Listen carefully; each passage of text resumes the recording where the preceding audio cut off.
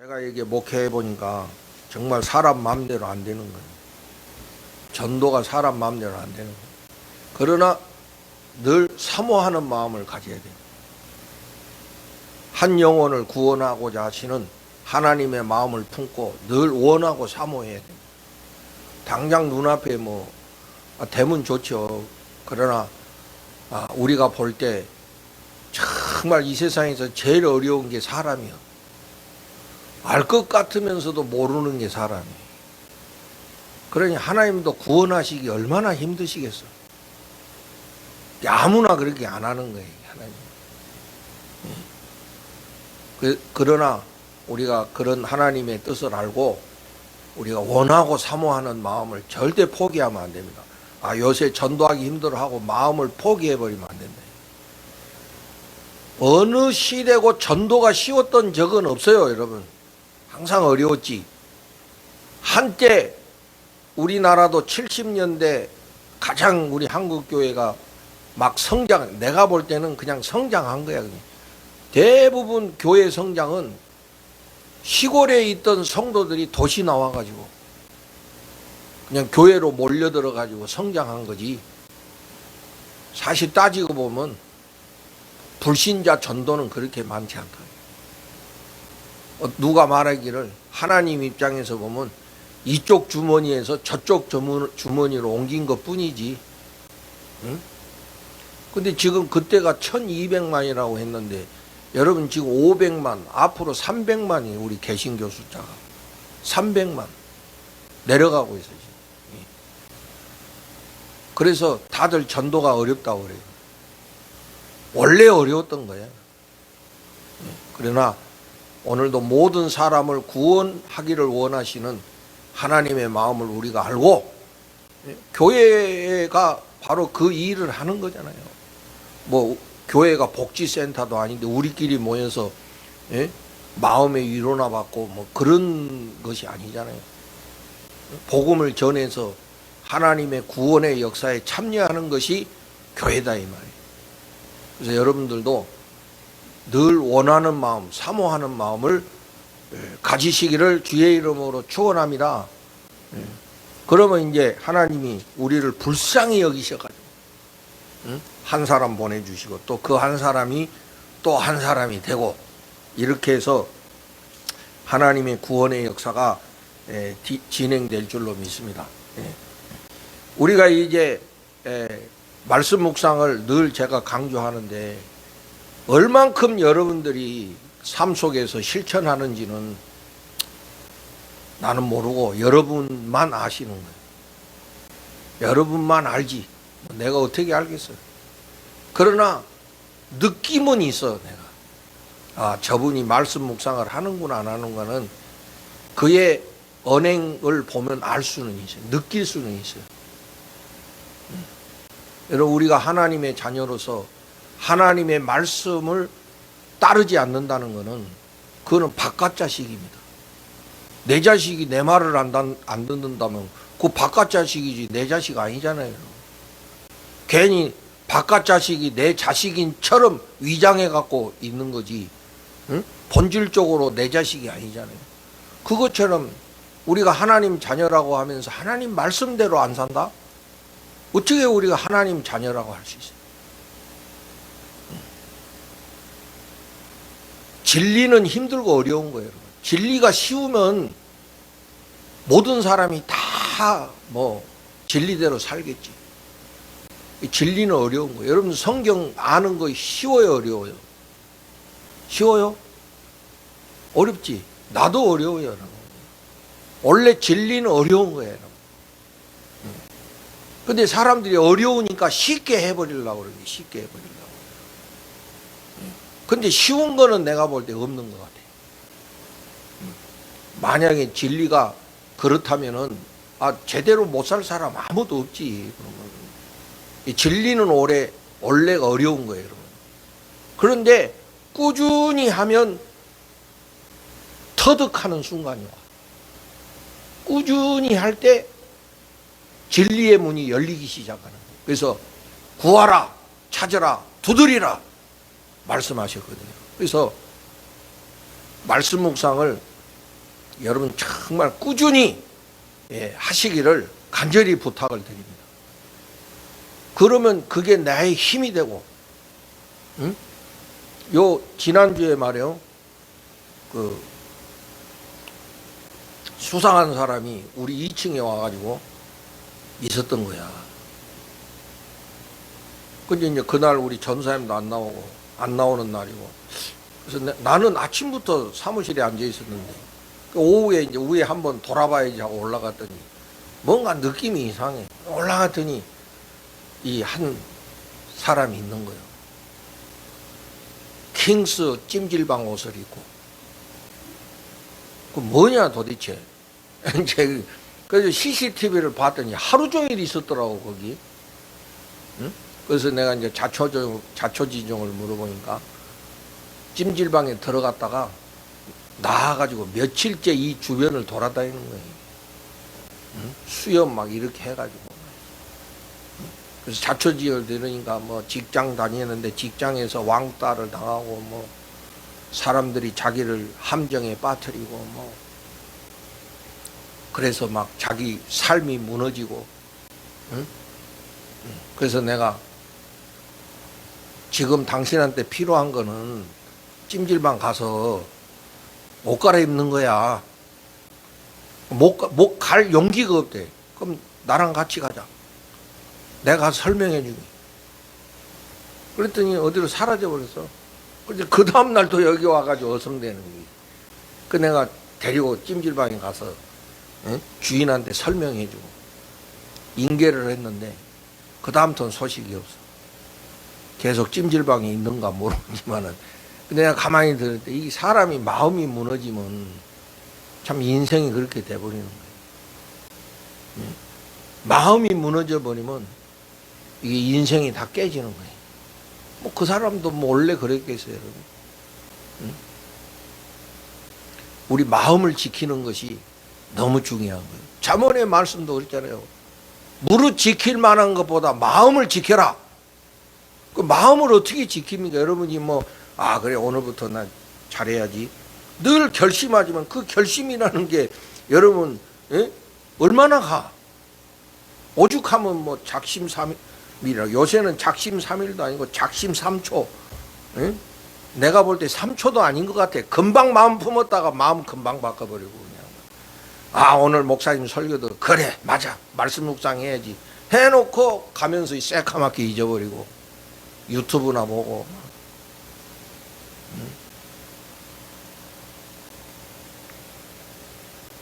그러니까 뭐 마음의 결심으로 우리 찬송가에도 내 결심 약하여. 우리 인간의 의지가 그런 거거든요.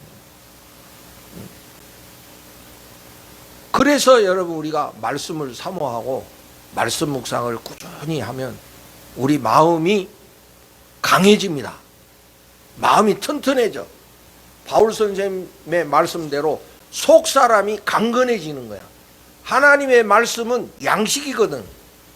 제가 늘 축복하지 않습니까? 여러분 하나님의 말씀이 내 피와 살이 돼가지고 살이 되면 그게 에너지가 되고 그것이 능력이 돼가지고 내 삶을 버틸 수 있고 내 삶을 견뎌낼 수 있고 내 삶을 승리할 수 있는 힘이 나온다 이 말이에요. 그게 하루아침에 안 돼요, 여러분. 그래서 꾸준히 해야 된다. 꾸준히. 말씀 묵상을 꾸준히 해야 돼요.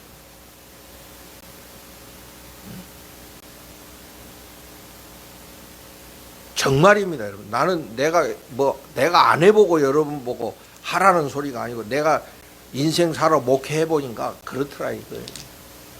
뭐 반짝반짝 하는 거 아무것도 아니에요. 뭐 은혜 받았다고 뭐 은혜 다 그거 뭐 얼마나 오래가 그게. 뭐 은혜 받았다고 해가지고 뭐 하나님 위에 몸 바쳐 충성하겠습니다 해놓고는 뭐 언제 자기가 그랬냐는 식으로 새카맣게 잊어버리고.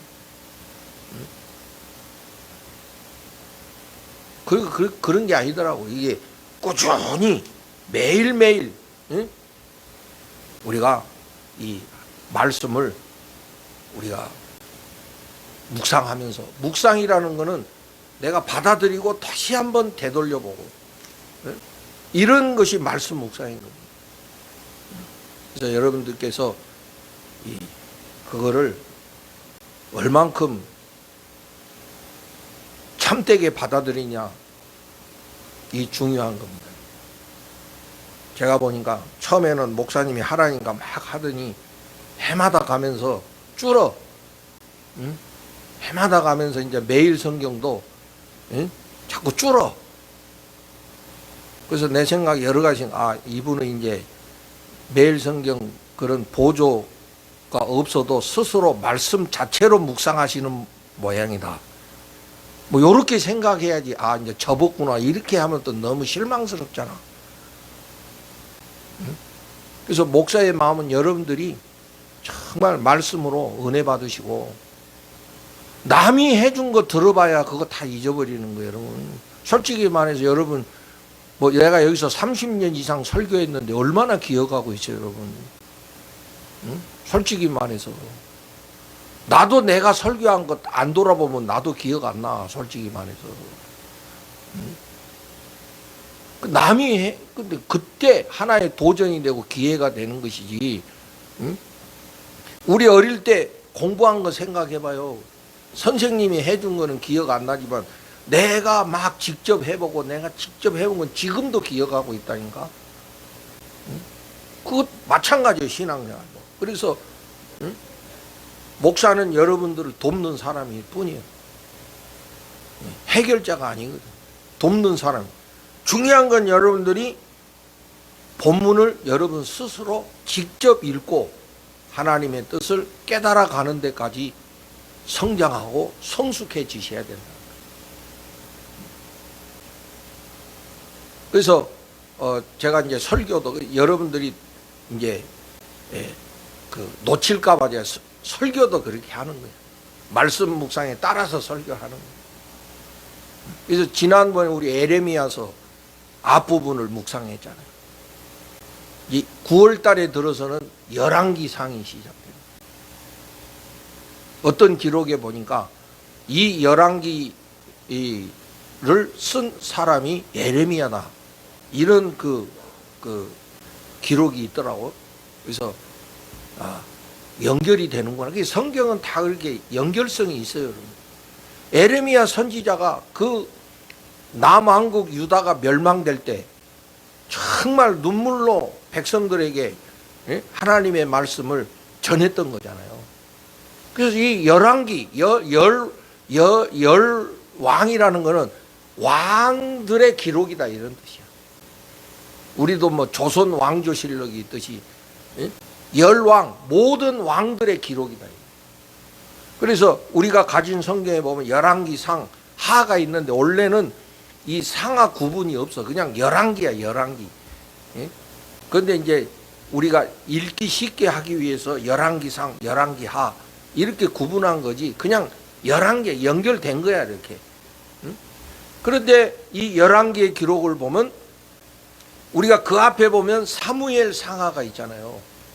사무엘 상하는 사무엘 선지자 이야기가 나오면서 사무엘이 사울을 왕으로 세우고, 그리고 그 사울 다음에 다윗 왕이 세워지잖아요. 그래서 사무엘 상하는 그 역사가 기록되어 있어.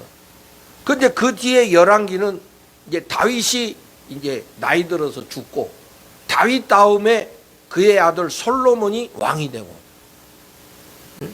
그리고 그 솔로몬이 이제 정치를 하고 그 다음에 그의 아들 르호보암이 왕이 되잖아요. 그런데 안타깝게도 르호보암 왕 때에 남북이 갈라져. 북이스라엘, 남유다. 이렇게 갈라져. 그 이야기가 쭉 나와. 그러면서 북이스라엘은 아시리아에게 멸망을 당해요. 그리고 남유다는 바벨론 제국에 의해서 망해요. 이 기록이 열왕기에 기록이 돼 있어요. 근데 모든 역사의 기록에는 여러분, 우리가 역사라는 거는 그래 몇 년도 몇 월 며칠에 무슨 일이 생겼어, 이게 역사라고 생각하는데, 여러분 우리가 과거에 이 전 세계에서 그 일어났던 그 일들을 어떻게 다 기록할 수 있어요? 응? 예를 들어서 뭐 1592년 뭔 일이 일어난지 알아요, 여러분? 1592년에 뭔 일이 일어난지 알아? 응? 전사님 뭐? 임진왜란? 콜럼부스가 신대륙을 발견한대요. 그런데 그때 예를 들어 내가 이야기한 1592년도에 그것만 있었겠어? 얼마나 많은 일들이 있었겠어요. 그런데 그것들을 어떻게 다 기록으로 남겠어? 모르잖아요. 어디서 뭔 일을. 그런데 그런 수많은 일들 중에서 몇 가지 사건들을 뽑아가지고, 이 사건이야말로 정말 이거는 의미 있는 일이다 해서 역사가가 그것을 만든 게 역사잖아요, 여러분. 역사라고 해서 과거에 모든 일들 다 기록하고 있는 게 아니거든요. 그래서 모든 역사는 역사가가 어떤 관점을 가지고 어떤 사건들을 모아가지고 기록했냐, 이게 중요한 거거든요. 아까도 내가 열왕기는 모든 왕들의 기록이라고 했는데, 이 에레미야가 썼다는 그런 말이 있어요. 응? 그러면 에레미야가 이 역사를 기록할 때 무작정 이런 일이 있었어, 이런 일이 있었어. 그 시대에 얼마나 많은 일들이 있었겠냐고. 응? 여기 기록된 것만 있었겠어요? 그 외에도 얼마나 많은 일들이 있었겠어요? 그런데 그것 중에서 중요한 사건들을 모아가지고 하나의 역사 기록으로 남겼을 때는 그 역사가의 어떤 관점이 여기에 있다 이거예요. 우리는 말하면 어떤 신학적인 관점을 가지고 역사를 기록했다. 그럼 그 신학적인 관점이 뭐냐? 그거는 바로 이제 우리가 신명기 정신이다, 이렇게 이야기해요. 신명기 정신이다.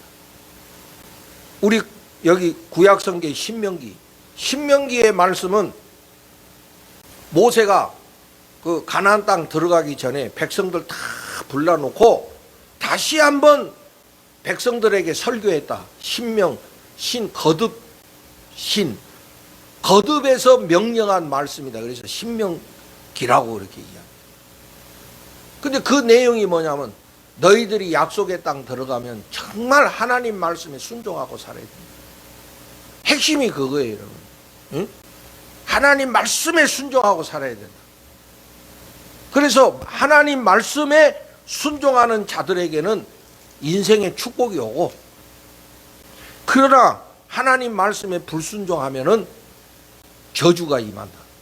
이게 신명기 정신이에요.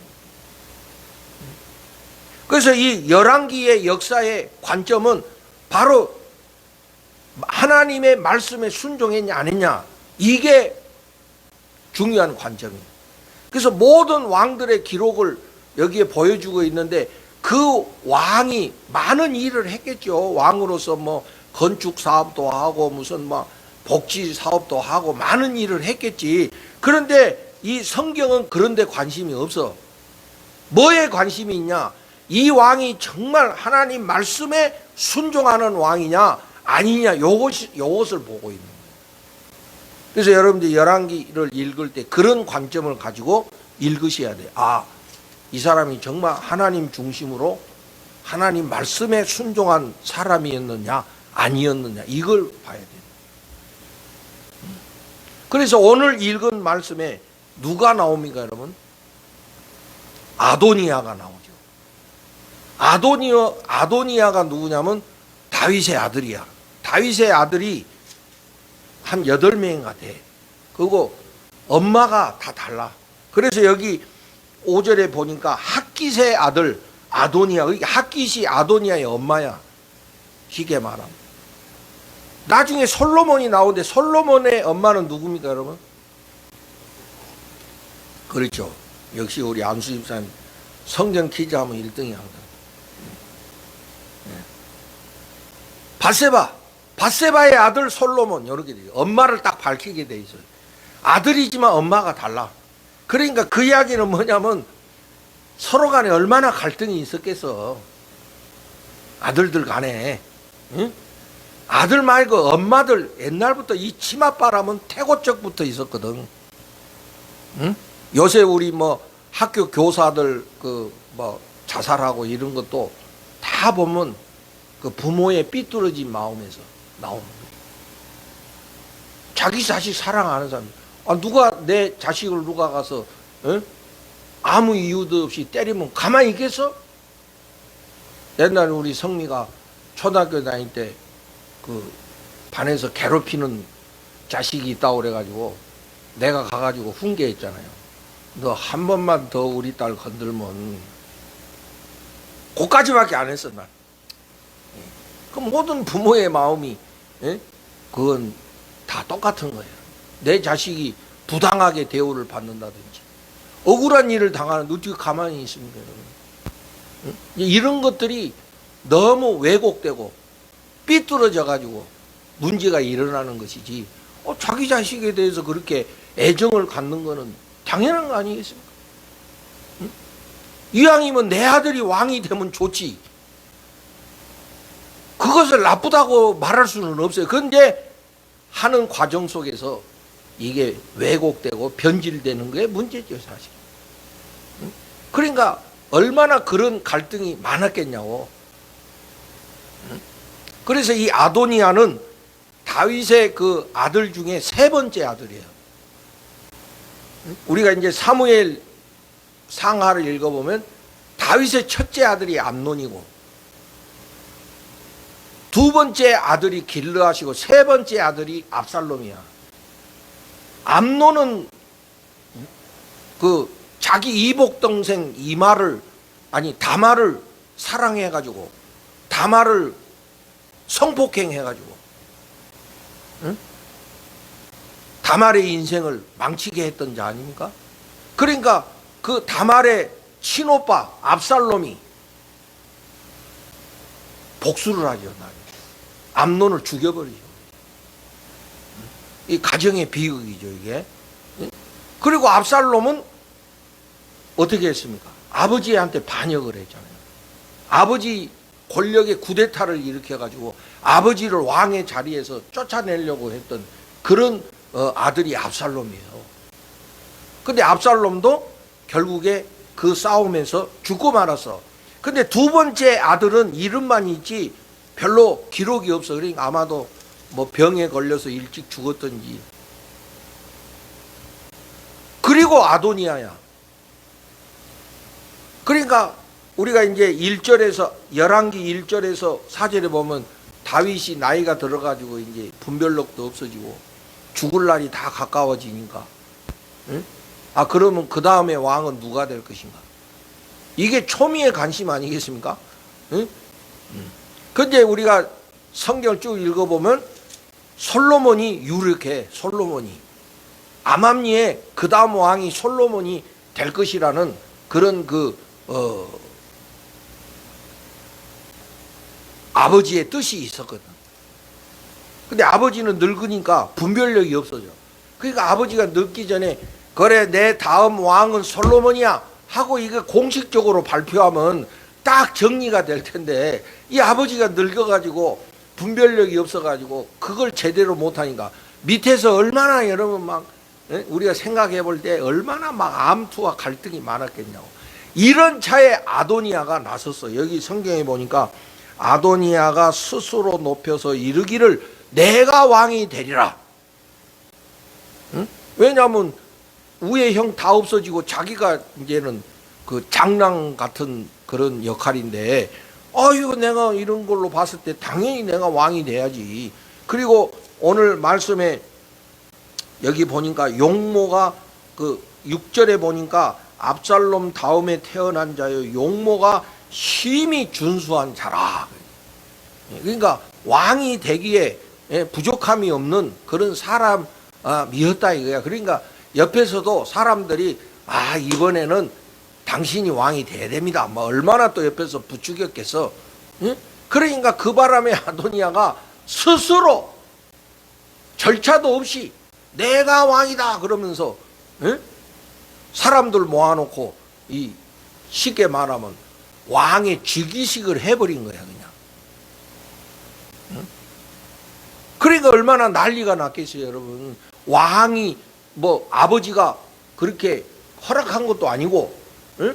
또 우리는 아까도 이야기했지만 정말 이 아도니아가 그런 왕위를 받을 때 하나님의 뜻을 구하지도 않고, 만약에 이 아도니아가 하나님의 뜻을 구했다면은 이렇게 표현 안 했겠죠. 스스로 높여서. 그러니까 하나님과 관계없이 자기 스스로 자신을 높여가지고 내가 왕이 되리라 하고 나섰다는 거 아니에요, 이게. 그래서 저는 오늘 이 아도니아의 행위를 보면서 이 하나님 없이 사는 사람의 삶이 이게 별로 아름답지 않다. 여러분, 우리가 무엇을 하든지 하나님의 뜻을 구해야지 되지 않습니까? 그런데 하나님의 뜻에는 관심이 없고 스스로 자기를 높여서, 그게 교만이거든. 스스로 자기를 높여서 내가 왕이 되리라. 이렇게 해가지고 사람들 불러 모아가지고 말이지, 몇 사람 불러 모아서 서로 모의를 하고, 이런 그 일을 꾸몄다. 그러니까 제대로 될 리가 없지. 그래서 나중에 이제 나단 선지자가 나서서 다윗 왕에게 이제 조언을 하고 해서 결국에 이제 솔로몬이 왕이 돼요. 그러니까 아도니아가 어떻게 됐겠습니까, 여러분? 솔로몬이 왕이 돼 버리니까 자기 신세는 뭐가 되냐고.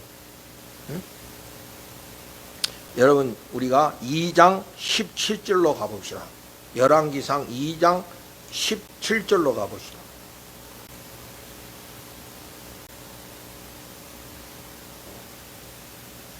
우리가 이제 2장에 가면은 이제 아도니아의 그 모의가 실패가 되고 솔로몬이 왕이 돼. 그 솔로몬이 왕이 돼서, 이게 옛날에는 여러분 권력은 누구와도 나눠 가질 수가 없는 거거든. 권력은 아버지하고도 나눌 수가 없고 형제끼리도 나눌 수가 없어. 응? 특히 옛날 왕은 절대 권력자이기 때문에 그 절대 권력자에게 위협이 되는 존재는 전부 아웃이야, 쉽게 말하면. 그게 숙청하는 거예요. 그러니까 아도니아가 이 솔로몬이 왕이 됐다는 이야기를 듣고 이제 나는 죽었구나. 그렇게 해가지고 그 제단의 뿔을 잡았다는 거 아니에요. 그 제단의 뿔을 잡으면 함부로 죽일 수 없는 이런 것이 있으니 가서 그만큼 이제 아도니아가 아주 초라한 신세가 돼버린 거야. 그냥. 그런데 솔로몬이 용서해 주죠. 괜찮다고. 사람이 그럴 수 있다고 솔로몬이 그 자기 이복형 아도니아를 그냥 용서해 줘. 죽이지 않아. 그런데 이 아도니아가요, 어느 날 그 솔로몬의 어머니 밧세바에게 찾아와가지고 뭐라고 하냐면은, 어차피 이거 이렇게 된 거 뭐 이게 다 하나님 뜻이니까 어떻게 하겠냐고 하면서 한 가지 청이 있으니 이 청을 제발 들어달라고 그래. 그러니까 밧세바가 그게 뭐냐, 뭘 원하느냐. 여러분 2장 17절에 보면 뭘 원하는지 우리 한번 봅시다. 이 아도니아가 뭘 원하는지 봅시다. 그가 이르되 청하건대 솔로몬 왕에게 말씀하여 그가 수넴 여자 아비삭을 내게 주어 아내를 삼게 하소서. 이 아도니아가 뭘 원하냐면은 아비삭이라는 여자를 자기 아내로 달라 이거요. 여러분, 이 아비삭이 누구냐면 1장으로 다시 가봅시다. 여러분, 열왕기상 1장으로 다시 가봅시다.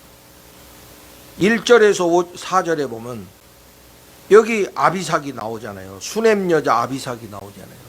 이 어떤 여자입니까? 이 다윗이 늙어가지고 이불을 덮어도 따뜻하지 아니했대요. 그러니까 옆에서 신하들이 왕이시여 젊은 여자를 구해가지고 품으시고 몸을 따뜻하게 하소서. 그러니까 이게 내가 봤을 때 이게 다윗 왕도 분별력을 잃어버리고 그 밑에 신하들은 오로지 권력에만 관심이 있는 거야. 응?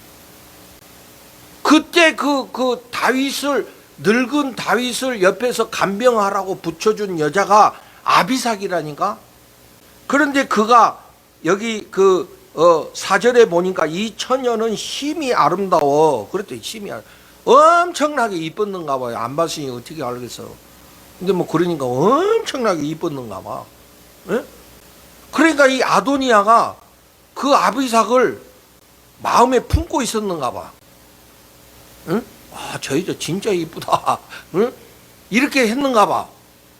그래갖고 자기가 그런 신세가 됐는데 기껏 밧세바에게 와가지고 요청한다는 게 자기 아버지 간병했던 여자를 자기 아내로 달라는 거예요. 얼마나 여러분 참 초라한 모습이야. 그 요청할 게 없어서 와가지고 왕이 되겠다고 하는 자가 결국에 와가지고 요청하는 게 그 이쁜 여자 자기 달라고 하는 거예요. 그래? 응? 그러니까 밧세바가 그래 내가 왕한테 말해줄게. 응? 뭐 불쌍한 놈 떡이나 하나 주지. 뭐 이런 심정으로 자기 아들 솔로몬에게 그 이야기를 했습니다. 솔로몬 왕이시오, 아도니아가 이렇게 요청을 하는데 그가 뭐 들어주시오 아마 이랬겠죠. 그런데 솔로몬이 그 요청을 듣고 솔로몬이 열이 팍 받친 거야.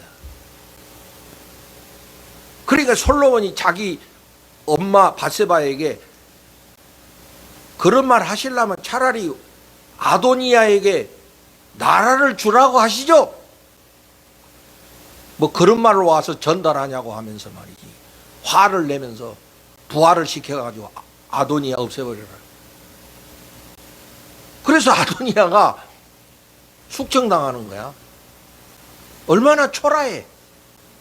근데 왕이 되겠다고 한 자가 결국 자기 정욕을 구하는 그런 그 초라한 결과를 맞이하냐.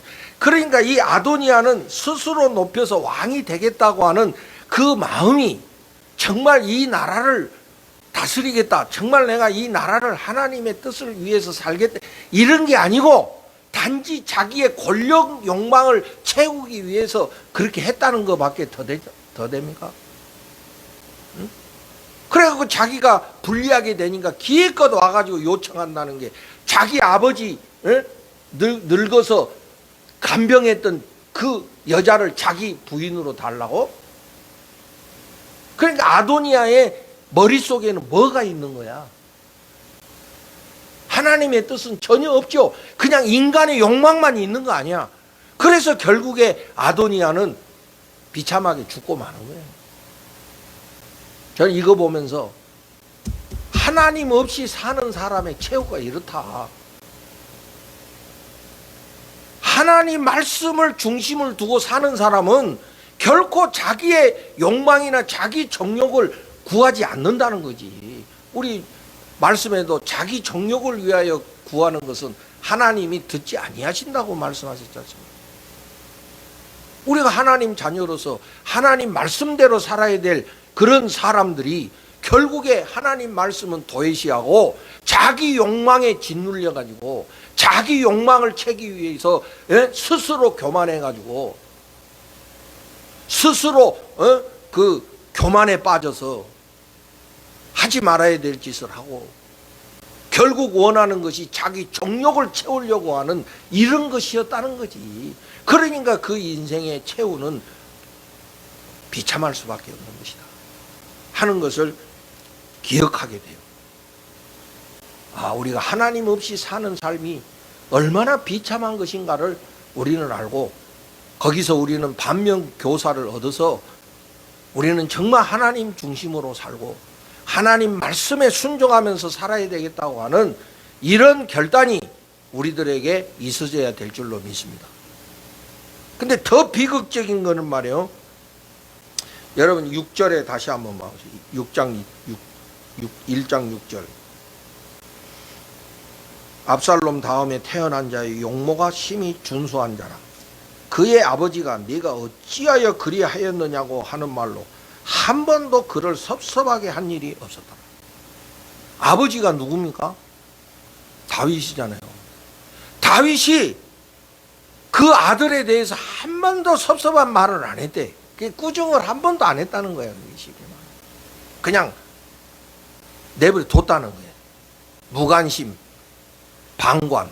그 이제 암논이 자기 이복 동생을 성폭행할 때도 다윗이 한 말도 안 해요. 우리가 사무엘을 읽어보면 아무 말도 안 해. 그거 가만두면 안 되잖아요. 그렇잖아요. 여러분, 만약에 여러분 집안에 그런 일 생기면 가만두면 됩니까? 응?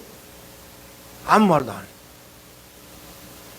아주 성경에 그랬어. 압살롬도 한마디 안 하는 거야. 아버지가. 그러니까 다윗한테 제가 그걸 보면서 다윗에게 섭섭한 마음이 들어. 우리는 다윗은 하나님 마음에 합한 자요. 믿음의 용사 그러면 다윗이라고 우리는 생각하는데, 나가서 전쟁에 능한 사람이요, 나라를 크게 일으킨 사람이 다윗 아닙니까? 정말 훌륭한 그런 왕인 거는 분명한 사실이에요. 그런데 그가 실패한 거는 가정에 실패한 사람, 특히 자녀들에게 실패한 사람이에요. 밖으로 돌아다니면서 뭐 제대로 신앙 교육을 못 시켰는지는 모르겠지만은, 응? 그 자식들이 잘못한 거에 대해서 한 번도 섭섭한 말을 안 했다는 거예요. 책망을 한 번도 안 했다는 거예요. 쉽게 말하면. 그러니까 아들들이 다 교만에 빠져갖고 정욕에 빠져서, 사실 다윗도 밧세바를 정욕으로 얻은 사람 아닙니까? 응? 그러니까 가정에 치명탄 거예요. 가정에 치명탄 거예요. 옛날 어른들이 그러잖아요. 우리 인생은 마치 농사 짓는 거하고 똑같은데 가장 중요한 농사가 자식 농사라고. 응? 우리는 믿음의 사람들로서, 응? 우리 자식들이 정말 내가 떠난 이후에도 믿음을 가지고 살기를 원하지 않습니까? 다른 거는 못 물러줘도 그래도 이 믿음의 유산을 자식들에게 남겨주기를 우리 다 원하잖아요.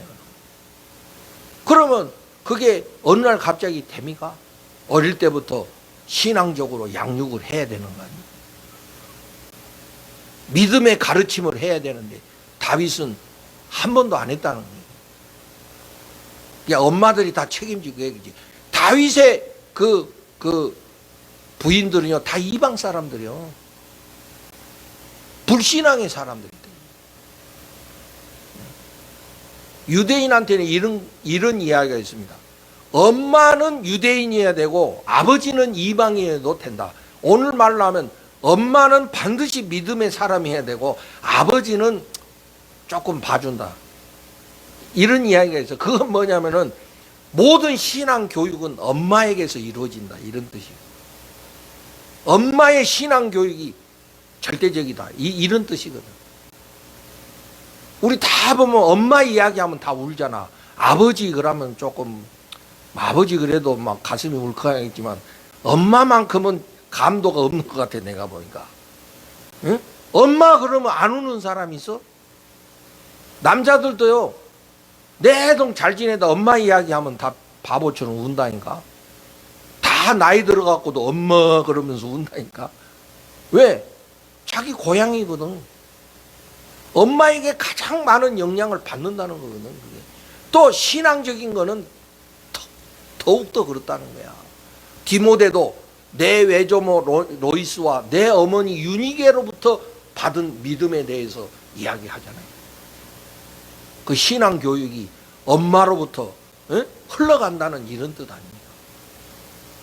사람의 인생이 심은 대로 되는 건데 어느 날 갑자기 그렇게 되는 게 아니고 어릴 때부터 믿음으로 가르치고 믿음으로 양육해야 된다는 이런 의미가 되는 거예요. 근데 다윗은 거기 실패한 거예요. 그러니까 자식들이 다 엉망진창이 돼가지고 형제끼리 그냥 서로 죽이고 폭행하고 교만에 빠지고 이런 불행을 우리가 역사에서, 성경의 역사에서 보게 됩니다. 왜 이런 것들이 성경에 기록되어 있겠습니까? 우리들은 그렇게 살지 말라고 하는 하나님의 뜻이 아니겠습니까? 이거를 반면 교사로 우리가 깨닫고 우리는 이렇게 하면 안 되겠구나. 정말 우리는 깨어서 하나님 중심으로 살아야 되고 하나님 말씀대로 살아야 되고 내 사랑하는 자녀들을 정말 믿음으로 양육해야 되겠구나 라고 가르치시기 위해서 이런 말씀들이 있는 줄로 믿습니다. 오늘 이 역사의 교훈을 통해서 정말 우리가 하나님 중심으로 살아야 될 이유를 알고 앞으로도 여러분 하나님 말씀에 순종하면서 그 말씀에 순종하는 자가 이 땅 위에서 복되게 살리라는 하나님의 약속을 믿으시고 더욱더 여러분 말씀에 순종하는 여러분들 되시기를 예수님 이름으로 축복을 드립니다.